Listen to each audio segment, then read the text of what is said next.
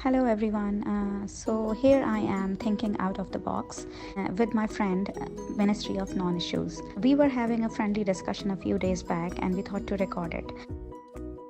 So my friend, Ministry of Non Issues, usually look at my posts, and she was like, all these things that you are saying are not applicable in real life. So I told her, okay, you can ask me questions and I will try and match my words with the real scenarios and how you can apply that in real life. So her questions are based on reality, and my answers are based on my suggestions to your real life. Hello, everybody. Hope you guys are having a good day. My name is Rima, and I'm a blogger/influencer. My blog is about social issues and mental health. It goes by the name of Ministry of Non-Issues. The reason I'm collaborating with Vajiha on this podcast is because I feel a lot of people don't understand what a coach is. I have seen a lot of people go through really tough times, struggling really hard, and each time I would recommend them that they see a coach, I would get a straight reply. What can a coach do for me that I can't do for myself? Which brings me to my first question. What can a coach do for you that you can't do for yourself? So, to answer your question, Rima, I will say the most important role of a coach is to listen and ask a series of questions to discover what is most important and most deeply buried within yourself in terms of resources and desires. So, coaching is the art of questioning to help you reach within yourself and find answers. So, a coach, you can say, is an ally, someone who shines a light so you're able to see and discover where you want to go. So, a coach helps you to see the bigger picture when you're stuck in a situation and you have that mental block or a tunnel vision. A coach shines the light so you can see beyond the barriers and beyond your limiting beliefs.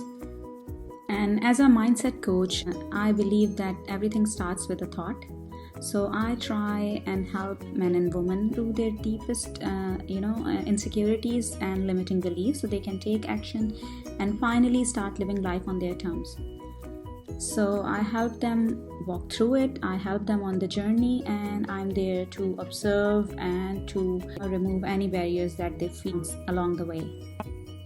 Can you guide us through how sessions work and how many sessions does it usually take for a coachee to get comfortable enough to open up with you?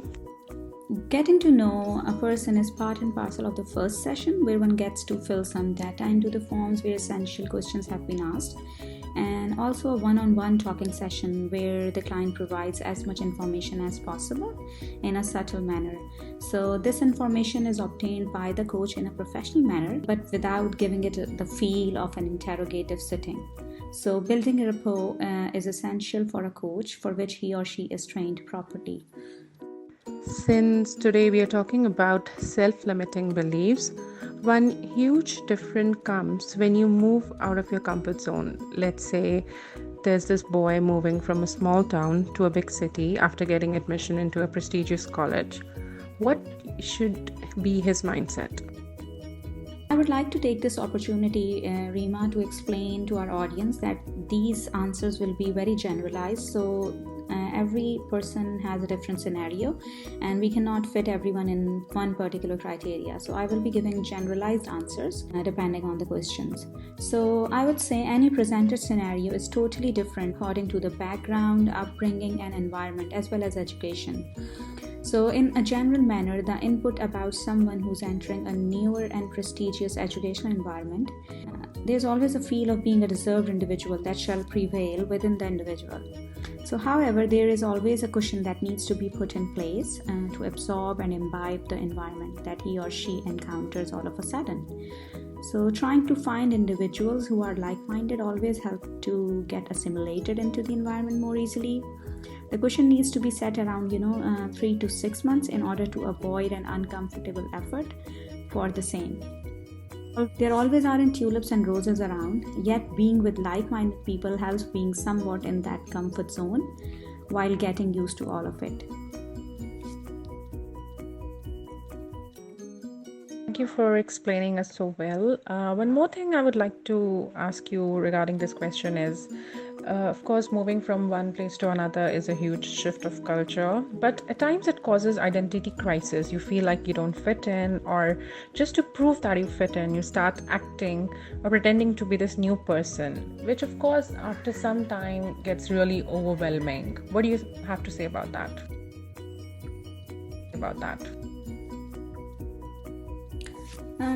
I would say identity crisis can always be a possibility.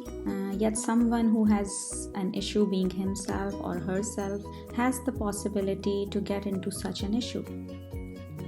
So this can always be avoided by not trying too hard to be the all popular individual according to the norms set by certain individuals. These norms mostly are like make believe. You should have that self belief and self confidence that you don't need to fit in, you need to be belong. So everywhere you will fit in does not mean that you belong to that place.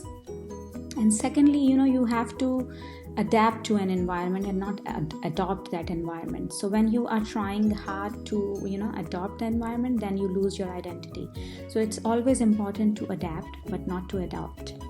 Thank you, Wajiha, for explaining that in detail. Moving on to our next question. My next question is, a lot of working women carry this guilt inside of not being able to give time to their family, and this guilt starts taking over you after some time. How should this be dealt with? This is a good question, Rima. There are also situations rising within our society since some good amount of time where women work like men to support their family. But a dogma is always carried by them, which makes them have a peculiar guilt attached to this scenario. So when women essentially should never feel this way at all while working for their families. Balancing herself between her family, her duties as a mother or as a woman, and her personal ambitions while growing herself and her skills in a practical manner is a difficult task to tackle. Yet women are gifted with all the needed skills in an innate manner, so hence she is able to do it all most of the time. So she should have a sense of accomplishment about it. She should feel happy about it, and she should have that sense of fulfillment about it. So I don't think so there should be a guilt attached to it. And let's say if there's someone who's working for her own ambitions, not supporting family and all, then also she needs to have that the courage and the balance in life where she is fulfilling all her responsibilities, as well as fulfilling the responsibility that she has for her own self. For her to be happy, it's important that she also gets to live the life she wants. She only has one life, obviously, like everyone else, so why not? So there's this word, midlife crisis. What do you think it is, and what role does our environment play in it? You see, once your children are all grown up and independent, you start having this emptiness inside you. How should one deal with it? Midlife crisis has always been there, and the issue has recently been identified within our societies as well. But I truly believe that a person can be happy or unhappy at any point in time. Yet the particular window of this issue is between the ages of 35 to 45 years of age. This happens with women or men who have dedicated their lives to their families, nurturing their kids and doing whatever has been required of them throughout time. So this exactly is the time for them to check their bucket list and start fiddling into them to go after more comfortable goals as well as wishes they have in order to start their journey out of this crisis. So the guilt should be avoided as much as possible. Go find your true happiness and something that you have always wanted to do. This is the time when you can actually pursue your goals, your careers, or even if you're not career oriented, you can find your happiness in making friends. You can start doing something constructive and enjoy your life at the same time. So find something that makes you happy and make that thing your ambition, and you will really find joy in that time and doing that particular activity. So look around, find people who have been going with the same thing, and you can find always like-minded people. Grow yourself. Time to grow and enter the new phase of your life. There are limitless possibilities. Yes, of course, the possibilities are limitless, and all you have to do is explore.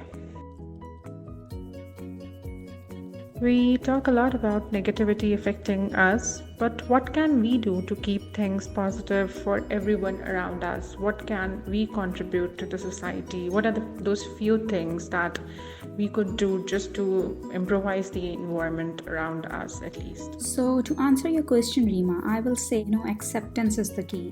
When you start accepting people for how they are, an important part to focus on is that acceptance is a willful act.